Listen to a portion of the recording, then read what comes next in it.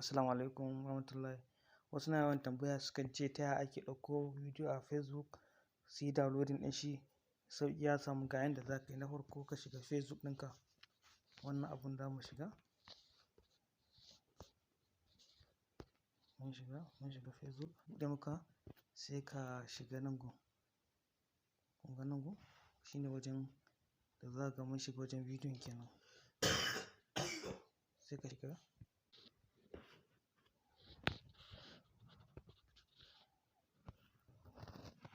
Sai ka shiga nan gun. In ka shiga nan gun, haka.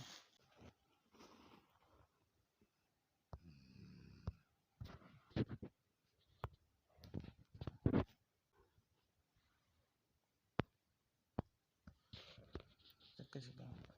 Idan ka shiga, sa password ɗinka ko wani ɗinka na Facebook. To kun ga already link ɗin ya good. To jefa mu. Sai ka yi download amma kuma ka da resolution. Haka. Click on resolution. Kuma kan clicking.